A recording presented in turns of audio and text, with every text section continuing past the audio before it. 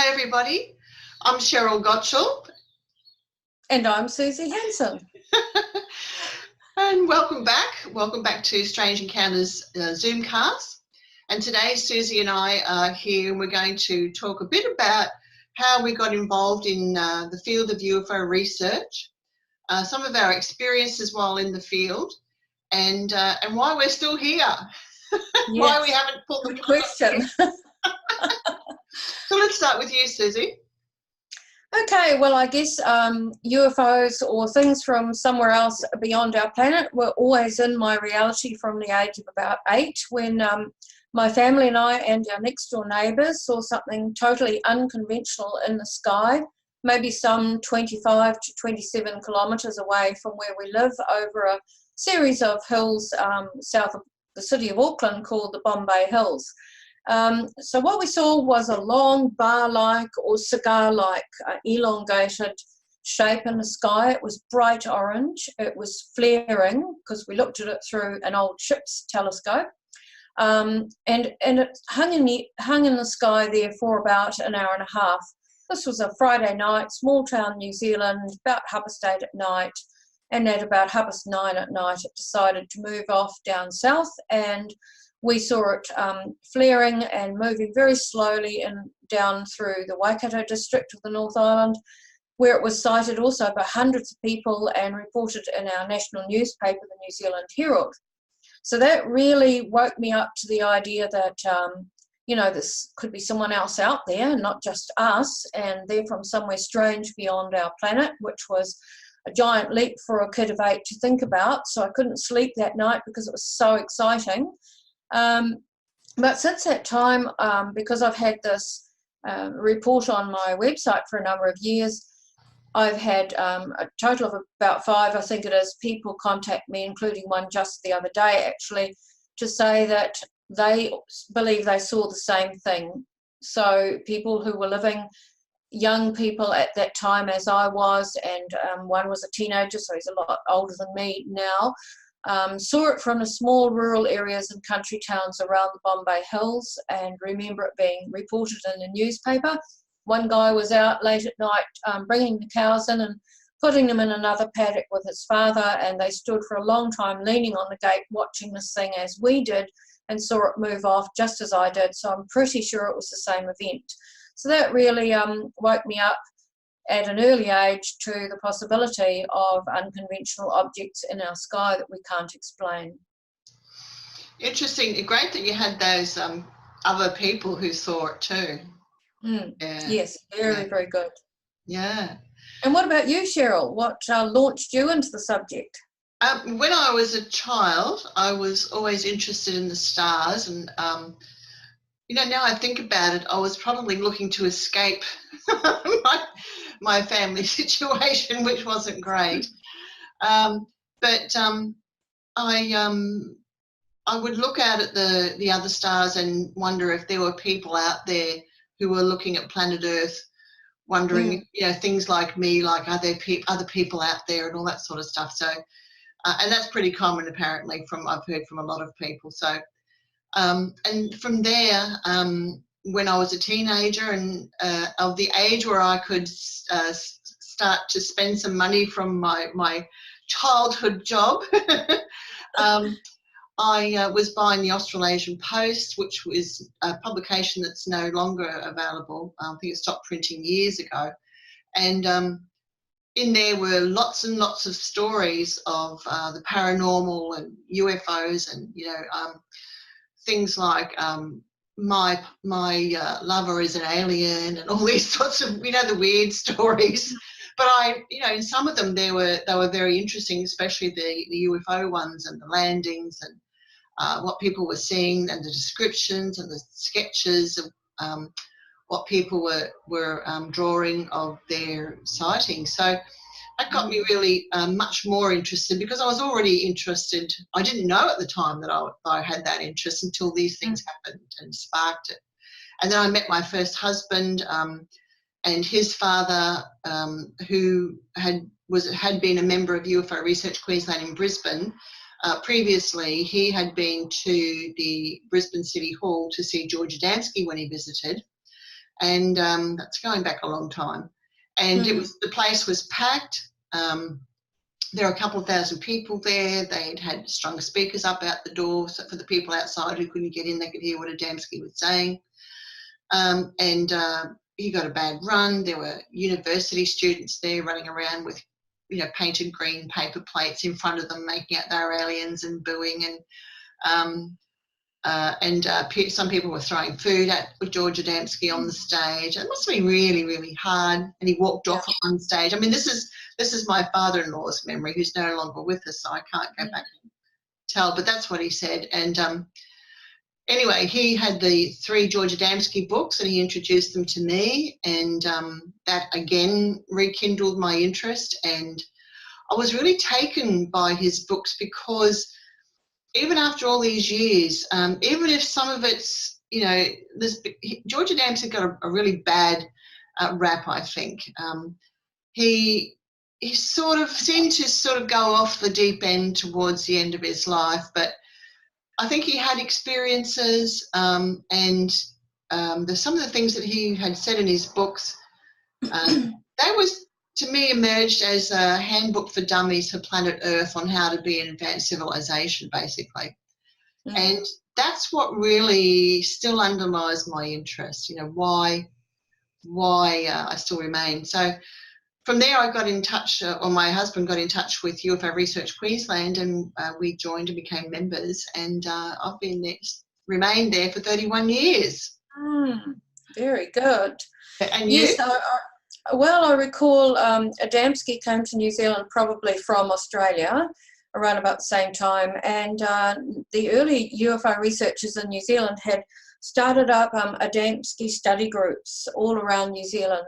So he was taken around, he spoke in town halls and small country halls and met with groups, and that was a very heightened excitement time in New Zealand, because at that stage we did have a lot of our early UFO sightings going on in the 60s and the late 50s. There were some quite phenomenal sightings, including a landing site that happened. So it really piqued public interest, obviously, as it did in Australia.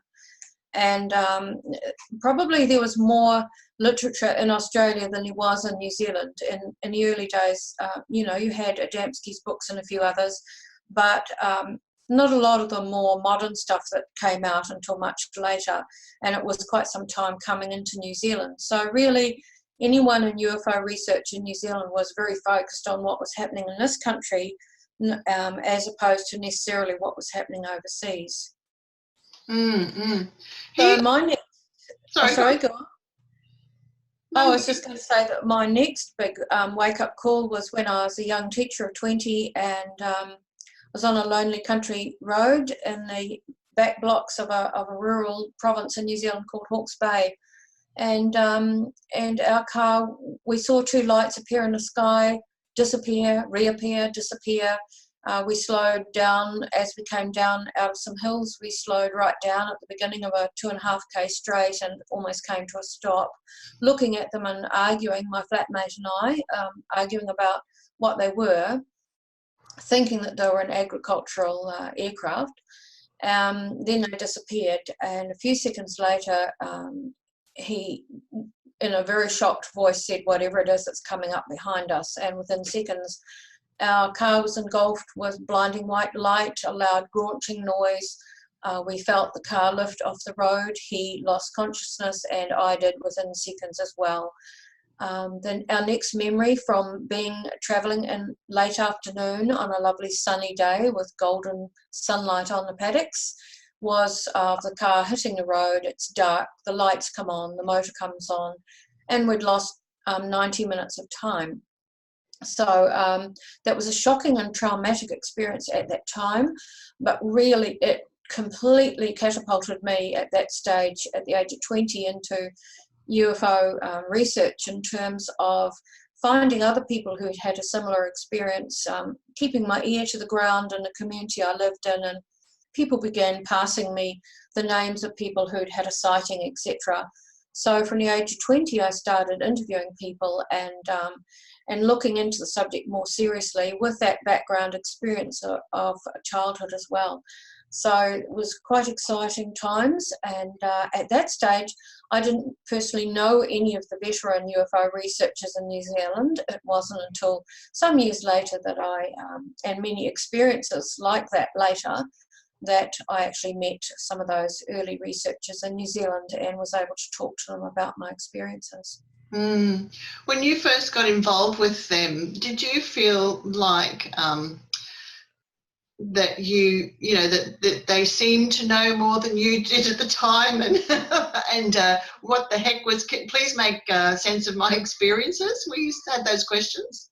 Well, actually, the strange thing is, I continued to teach from the Hawke's Bay experience on the country back road.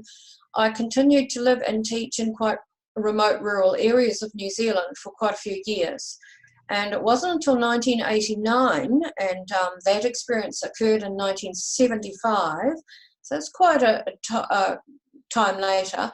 I moved to the city of Tauranga, and there was a small UFO group there run by Harvey Cook, who was a very well-known veteran UFO researcher in New Zealand, and like UFOC, one of the world's longest running UFO groups. It's still running.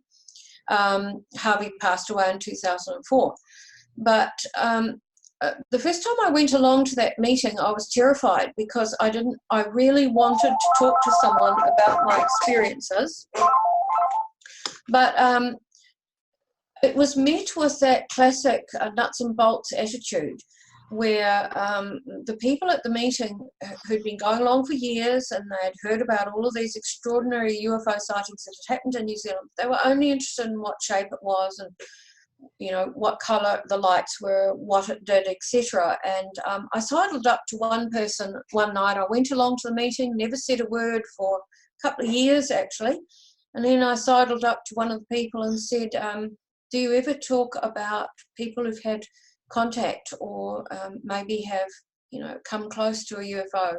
And he turned around and said to me, oh, you don't believe in that sort of thing, do you? And walked away. So it was quite some considerable time later before I actually bucked up courage to talk to Harvey, and found that he was actually very open and was very accepting. And we eventually formed the Bay of Plenty UFO abductee network, which of course is defunct now and has come under my umbrella in New Zealand of UFO and contact research. I remember communicating with Harvey Cook years ago before he died, and I think we were sending him our UFO publication at the time too for a while there. So yeah, he's an extraordinary man. I sat by his bed 2 days before he passed away in hospital, and at that stage I'd worked with him for about 20 years and knew him very, very well. He's a very good friend. And he was holding my hand, and he looked me dead in the eye and he said, do you think I've done enough?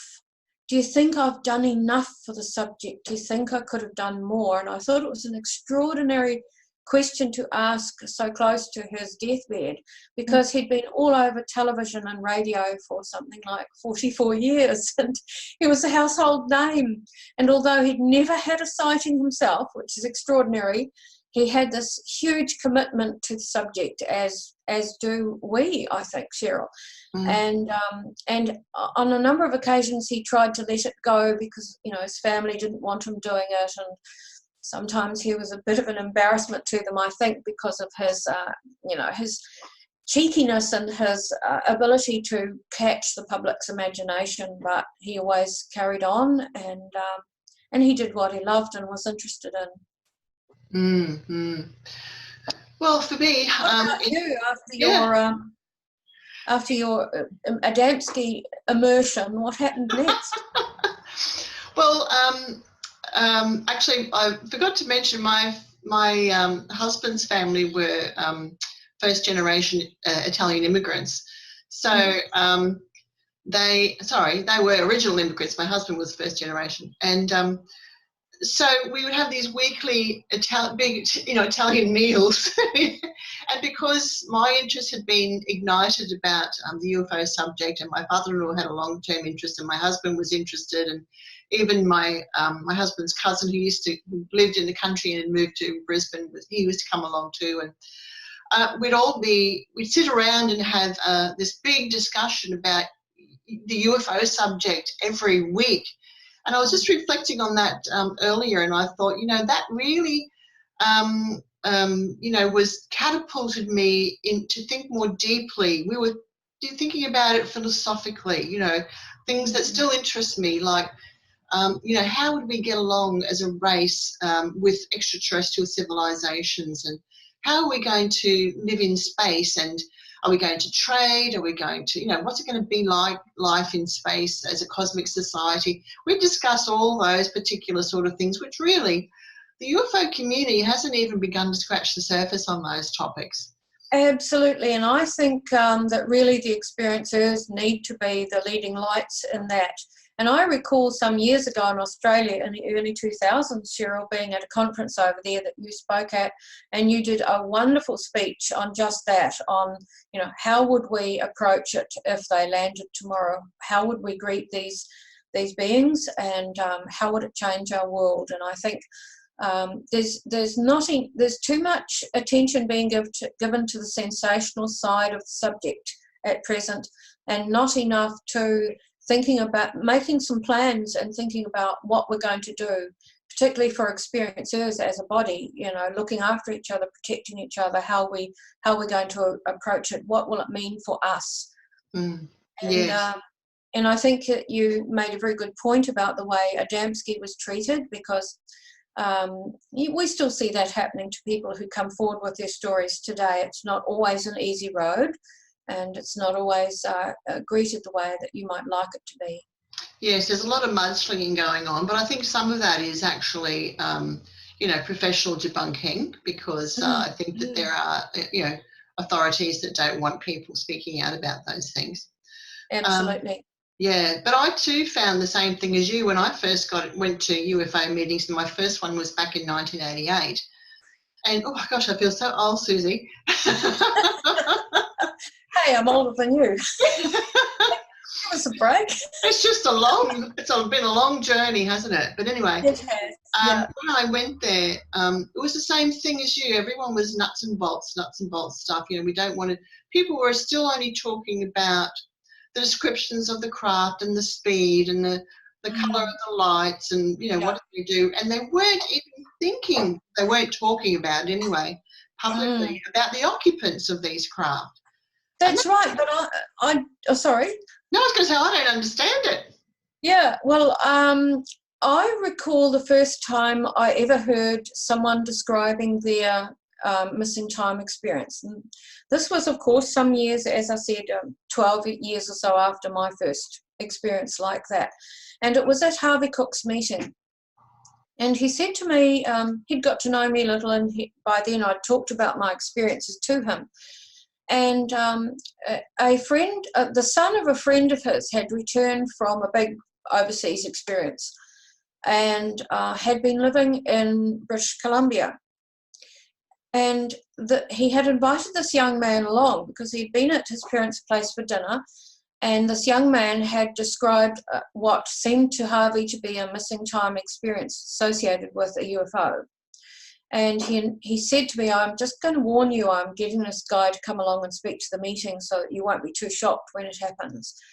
So, of course, I was there sitting in the front row, couldn't wait to hear this. And this young man got up and very sort of reticently described his experience. You could have heard a pin drop with all the nuts and bolts, but it was received very well. He was clearly very genuine. He was clearly very deeply affected by the event. He'd gone out.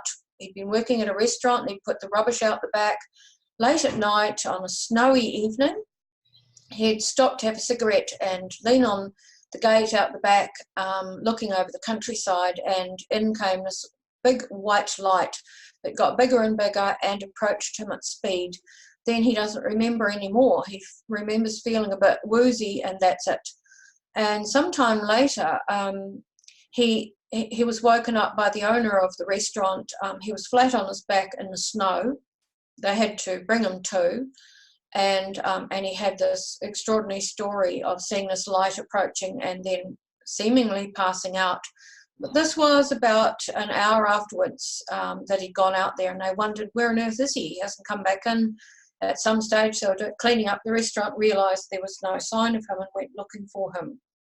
So I sat there, you know, all ears. My hands were sweating, my mouth was dry, my armpits were prickling. It was as if there was just this young man and I in the room. It was as if everyone else had disappeared and he was just talking to me, because I was hanging on his every word. There were so many little things he was mentioning about what we call the Oz factor that I recalled experiencing too when that massive light came over my car. And I was fortunate to be able to talk to him afterwards, but he didn't really want to keep in touch with anyone. He'd done this as a favour to Harvey, but that was the most memorable event for me because it made me feel like I wasn't alone. I hadn't met anyone else at that stage who'd experienced what I had, and I'd had like 12 long years of searching and wanting to talk to someone who'd actually had that missing time or that passing out or going into some other state, I don't know. I'd met plenty of people who'd had UFO sightings, but not to that point of the experience. Yeah. And I think that I've seen in myself, in the UFO community, in the Australian UFO community, that people have always been really hesitant about coming forward, in those days particularly, but even now, about coming forward with their close encounters, because the emotional environment and maturity, perhaps, I don't know whether that's the right word, but the emotional environment wasn't receptive at all for them for people to do that. And I always felt terribly, I became like an advocate for those people myself, because I could see what was happening. And when Bud Hopkins had been here in '92, and he was a lovely man, he after he left, he spoke at a conference here, and then after that he came to my place. I had a small group of people come over, UFO colleagues, to speak to him privately. And after he left, though, what happened was that we were suddenly inundated with all these people who'd had, you know, close encounters and abduction-like experiences. This was in '92, I think it was, or '91, I can't remember now exactly, but no, it was '92. And so my late husband and I, we established the first close encounter support group here in Brisbane. And we ran another 2. That went for a couple of years. Then we ran another 2. I think one went for 6 months and one went for a year or something. And yeah, there were just people everywhere who had these experiences. They wanted to talk to people. And even now there are people who've had experiences, but I think that there's less organisations and independent researchers now who will give up that time. Because these days people don't commit like they used to in the past. That's right. Yes. And people can do it differently. They can do it online now too. That's right, Sheryl. And around about that same time, because New Zealand would have followed the same sort of path as Australia, and in the early and mid-90s, I remember we had a group here in New Zealand that evolved called ETA, Estimated Time of Arrival. I like it. And that was a group of experiencers, abductees who'd had similar experiences to me, and they asked me at that time, because I'd got to know a few people by then, if I would come forward and go public on it. But I felt at that time it wasn't right for me because of personal circumstances. So I remained in the background but was supportive of them. But I have to say, public interest for those meetings was high. They met in a town hall in Auckland on one occasion, and they had over 600 people, and there wasn't room for them all to sit in the small hall. There were people outside queuing and standing around, still wanting to be part of it, even though they weren't in the hall.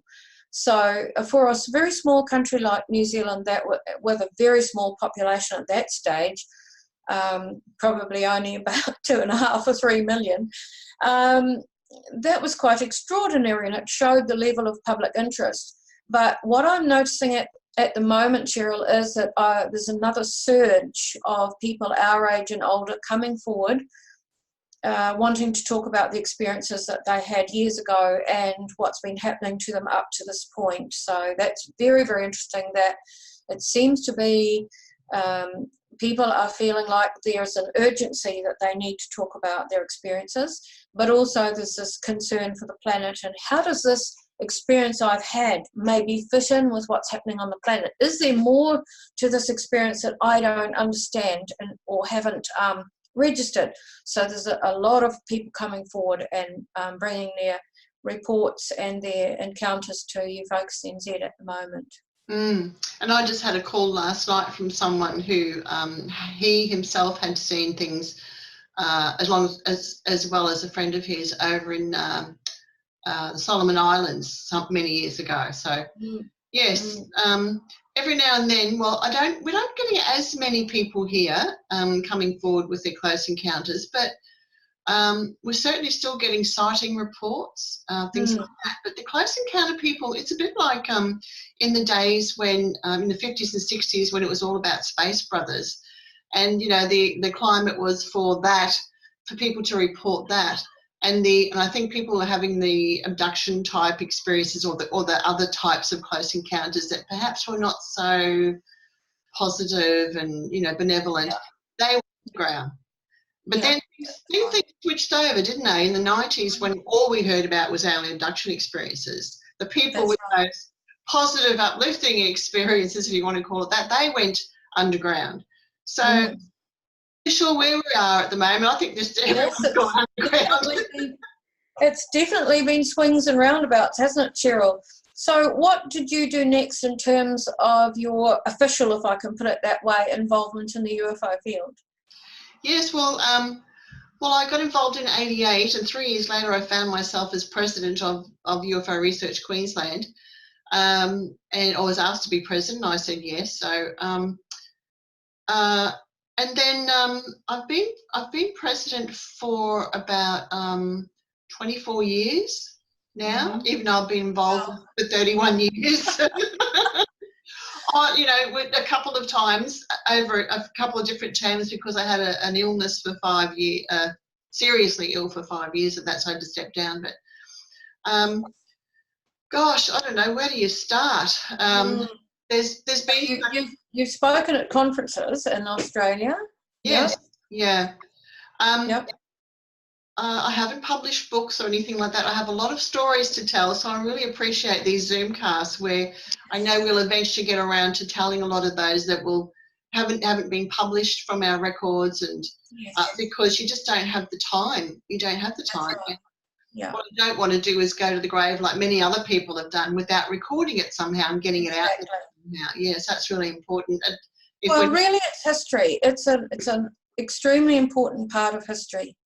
And, you know, when I come over to see you and speak for your group shortly, I'll be talking about how absolutely important the sightings are, even though many contact researchers have chosen to push them to one side. They really are important. And I'll be explaining why I feel that is. So I'm telling now. Well, what I think is what's going to happen in the future, I'm hoping anyway, is that when enthusiastic people of the future get their hands on the records that we've created, they'll go back through that and they'll go, like I've done in my own experience, like my memory's gone back to the earlier days when I was involved, and I thought, wait a minute, there's a connection here between people who have close encounters and people who report near-death experiences, even though I didn't get it at the time, right? So I'm hoping in the future, when people go through the records and I'm no longer here, that they'll go, wait a minute, what about this and what about that? So there'll be more things that will come to light. Of course, though, the UFO or the interest by mainstream media is changing. So that's going to be a different thing. And you know, I believe in over in the States, particularly the mainstream media has really picked up and run with all this latest stuff that's been going on with To the Stars Academy and Luis Elizondo and all that sort of stuff. And so my impression is from some people I've been speaking to who've been over to the recent UFO Congress is that door's open and that door's not going to close now. So in the future, it's going to be a different background for people to work in this field of research than what we had. Absolutely, and I also think that with the march of science and our understanding of consciousness, when people re-examine many of those accounts and first-hand accounts recorded, videoed, and written by witnesses, there's going to be a lot of stuff they're going to recognise and understand that maybe wasn't understood back in the 50s and 60s and 70s when a lot of these things were being documented.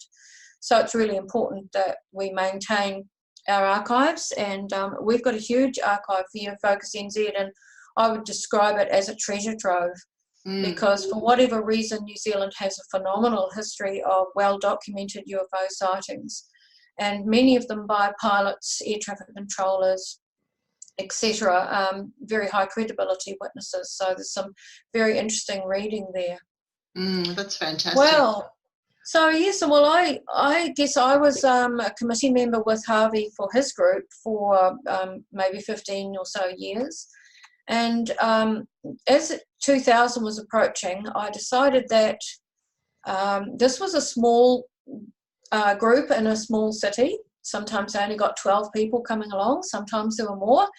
But I felt that it was only covering the Bay of Plenty province, and I felt that there was a need in New Zealand for a nationwide network that with investigators around the country who could, send their sightings to a central group, and we could get a website up and the public could read what's going on. So in 2000 I established UFOCUS NZ, and I think it was about 2004 we put the website up. And my main focus was to get on board with staff members and investigators, people who the public would see as high credibility, and preferably those who'd had UFO sightings themselves. And through a phenomenal sighting that happened here in the Bay of Plenty and the Waikato, I met my former colleague who passed away in 2015, Graham Opie, who was the senior air traffic controller at Hamilton International Airport. And so I interviewed Graham about his sighting that he had from a control tower, and asked him if he would like to be a consultant for us in terms of aviation. He consulted with his civil aviation bosses, and they said, go for it, do whatever you want. So as a working ATC, probably one of the first, if not the only in the world to be working for a civilian UFO group while still actively serving as an air traffic controller, he joined us first as a consultant and then as a sighting investigator. So that was a big step because he was also a pilot. But over time, we've also had an astronomer. We've got a scientist at the moment, Brian Dickerson, of course, whose family is well known in UFO research in New Zealand. But a whole raft of people in the scientific and aviation field, including John Cordy, who's an investigator and aviation consultant for us, who's the last remaining air traffic controller from the famous Kaikoura Lights. And he was sitting in the control centre at Wellington Airport and looking at them, talking to the pilots, etc. So he is able to do a fantastic speech, even though he's 86 now. He's as sharp as a tack and does a wonderful speech about the Kaikoura Lights. So we're very fortunate to have had really good staff, very few changeovers. We've added a few along the way, but UFOCUS NZ is still in full swing, and hopefully later this year we're going to tidy up our website a bit and add some more sightings to it, which will give us an archive of over 10,000 sightings, which is quite phenomenal for a country with not yet 5 million people. And isn't it interesting the types of people that you meet through this community? When I first got involved, a couple of people took me under myself and my husband under their wing, and one of them was Keith and May Flickcroft. They're both no longer with us, but lovely people, and I particularly had an affinity with May. So May was the lady, those people who've read the George Adamski books, in one of them there's an image of George Adamski in I think it's a horse carriage with a woman sitting next to him outside the Vatican. And May is actually that woman. Oh, okay. So she was on our team. She just passed away, I think it was last year. And her husband passed away some years before that. But and the things that she told me, I'm just harking back to George Adamski actually, in those days, she said, because they hosted him here and obviously he was in their house, and I said, what was your personal opinion of him? And she said, well, there's a lot of claims made, but I can say that when we had some occasion here at my house that George Adamski was in the other room, and I had a thought about something. I had a question, and he walks into the room and he answered the question. So he was convinced that he was telepathic. Yes, but isn't that a classic experiencer abductee characteristic? Because that happens such a lot, doesn't it? Yeah. Yes, yeah. Very interesting. Sorry, I was going to say, it's those little stories that people never hear about, Exactly, yes. Yeah. And speaking of stories, I can still recall the first person I interviewed about a UFO sighting when I was 20 down in Hawke's Bay, and that was a young nurse from Hastings Hospital. And she had left the farm where she lived and was travelling early morning through to Hastings to go on duty at 6 a.m. in the morning. So she's travelling through sheep station countryside, endless paddocks with sheep in. And as she was, it was just starting to get light, and as she was approaching a very small rural settlement on the outskirts of it, she saw a big orange glow in a paddock and thought, oh, hell, someone's hay barn is on fire. Maybe it's been, someone's lit a fire or something. So she sped up to get to the nearest farmhouse and report it. And so she sped up and got closer to it, and when she came adjacent on the road as she was approaching, saw it wasn't a hay barn, that it was actually a craft, a circular disc landed in the paddock or hovering just above it, and it had this massive flare around it, orange flare that you could see through. You could see the object, but from a distance it looked much brighter and like fire. And as you got closer to it, it became more of a misty glow. So she planted her foot and didn't stop till she got to Hastings Hospital. And I heard about that through family friends who knew her, so I was able to talk to her about that experience. That's the first one that I ever documented, which showed that someone probably found a burn mark on their paddock and wondered what was that. Yeah, amazing. Yeah. There's so many reports that they're just like a mishmash of one giant collection of a report that I carry around in my head, and I'm hoping to get some of those out onto this Zoomcast. Yes, yeah. I mean, we've got records as well, but there are always other things. You hear from people that they don't actually officially come forward and give you a report, but they tell you things, so. That's right. And if you don't write it down, you lose it. But, some are so memorable that you never forget them too. Absolutely. And we're not alone. There's lots of people like us in our situation around the planet. Yeah. That's right. Yeah. Yeah. It's actually a very, it's a real privilege to be that go-between between the public and the people who report these things. There are things that even then, we could sit here for the rest of our lives and talk about those and never get through them all. Yes, that's right. And, we still get people who write to us and say, look, I've had this sighting. I had to think before I clicked on send because, I don't want you to think I'm crazy. And we smile to ourselves because, hey, I've been doing this. This is my 45th year. And you're a well-established organisation, and this is what you do. This is what you deal with, and people are still afraid, some people, to report to the people who do this for fear that we will think that they're crazy. It's just the level of fear of derision that is out there with a lot of people. Even still, even with everything. It's still there, and I mean, perhaps not in a country like the States or some other countries, but certainly down here at the bottom of the planet in New Zealand, it's still a bit that way. So why are we still here, Suzy? Well, I'd just like to mention one thing before I address that one, and that is with the number of countries around the world beginning to release their MOD files, we decided that we would put in Freedom of Information Act inquiries to our own MOD here. So 2008, 2009, we did that, and I had a short series of communications with the Chief of Defence Force in New Zealand about the possibility of some files being released. He said at first in his letters that what would not be the case, but that he would like to see something along the lines of what the UK had done in New Zealand, because we're part of the Commonwealth. But over time, a couple of letters later, he came forward and said, actually, we are going to release some of the files.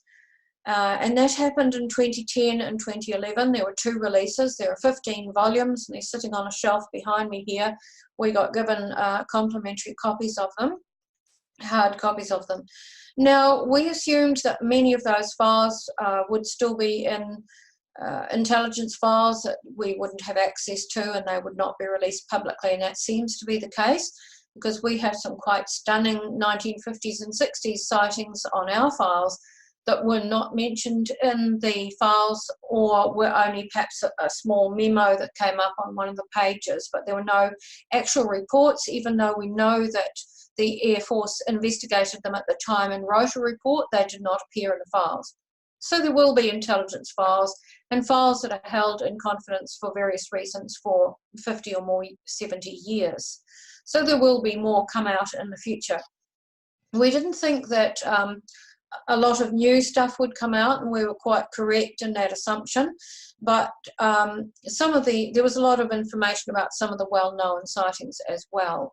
However, Graham, my former late colleague, went through the files with me, and we marked over 92 pilot sightings, and as far as we know, most of them were not investigated, which is quite phenomenal. So, you know, there's still a lot of information out there that those pilots now are either elderly or have passed away, and that information has been lost, or it is held in confidential files still by the MOD. So we viewed it as a little bit of a publicity kind of thing, I guess, because it hit the media big time. But the Ministry of Defence were quite clever in that they didn't release the files until 2 days before Christmas. So there was limited time for interviews to be done with the media because of Christmas. Everything's shutting down in New Zealand, and by the time we'd received our files and had a good look at them, of course, it was been and gone. It was yesterday's news, or as we say in New Zealand, if it was in the newspaper, it was wrapping up for fish and chips by then, and nobody really wanted to know about it anymore. It had been and gone. But in other ways, it was good, because the following year we did get approaches from media to do some documentaries, National Geographic and 60 Minutes, etc. So we did actually get some good publicity out of it, so that people were aware that we exist and were able to report sightings to us. So that was, we think that it was worthwhile, even though there was not a lot of new stuff in the files that were released at this time. Mm. So I'm just watching our time. Why are we still here, Suzy? Let's wind up with that. Well, I'll keep it short and sweet then. For me, I think I have had this massive commitment to the subject, as being an experiencer myself and being able to talk about what the environment is like on a physical craft. I have a massive commitment to this subject being treated with integrity, being treated with truthfulness, and with clarity. And at present, I don't see a lot of that out there. I can see a lot of people making money out of the subject, making a name for themselves and notoriety and fame out of the subject, who are coming up with ever more fantastic and sensational stories to keep themselves on the top of what they see as some kind of ladder of importance. So that is the way I see it, is that I'm hanging in here, doing the hard slog and the work in the background. I have spoken publicly overseas for a number of years, but I will continue the hard slog work as well. Sooner or later, I think there's going to be a massive examination of this subject by the public, and I think that there will be a lot of show ponies out there who will crash and burn, because if people really want to know what it is like to stand in front of an ET, what it feels like, what the communication is like, what the environment is like, they're going to come to the experiencers, not the people who are researchers or in some cases are simply contact theorists. And having said that, there are some very, very good researchers out there that I respect, but there are just as many I do not have respect for, because I do not feel that their heart is really in the subject. And I know that mine is. Mm. Well, I guess that I can hear that you're very passionate about what you've just said, and I appreciate that. I think I'm still here because I'm still reading that handbook for dummies for planet Earth. Aren't we all? And you know, how to move Earth towards that advanced civilization. How would we even recognise what does it even mean to be an advanced civilization? Does it mean making better decisions socially and consciously, environmentally, all those different things, spiritually? And I guess I'm just doing my small part in moving that cog around, you know, keeping it turning. And I think too, Sheryl, that what you've just said is, you know, about the environment and how we might live and a better way to live is what so many experiencers and abductees are concerned about, the old contactees. That's always been the focus, and you as an experiencer yourself have brought that to the fore too. And they can't be separated. If you've got a commitment to this subject, then you've also got that wider commitment to humanity and to the environment and the planet. We don't know which way things are going to go, but I think people like you and I are trying to reduce the fear and increase the understanding. And with increased understanding, we come to terms with things better, and we can deal with fear differently, or we can actually drop it to one side sometimes. Yeah. And I've worked as a therapist for a long time, so my thing is to help people, support people, normalize what's going on. Not that it's normal, but that they're not alone, you know, those sorts of things. And again, you know, still to remain as an advocate for those people who don't want to speak publicly and feel that they're not getting heard. So we have our work cut out for us, Suzy, don't we? I think so. We might be around a lot longer. In our next life and the next life and the next life. We might still be doing podcasts in 20 years. Well, like my late husband used to say, the aspirations of this life are the seeds for the next. So I do wonder what he's doing now. That's right, yes. Because he was doing exactly what I'm doing. Yes, well, on that nice quote, on that nice note, yes. Thank you very much for our second podcast, and we hope that the audience enjoys it. Yes, okay. Bye, everyone. We'll catch you next time. Thank you. Bye, everyone.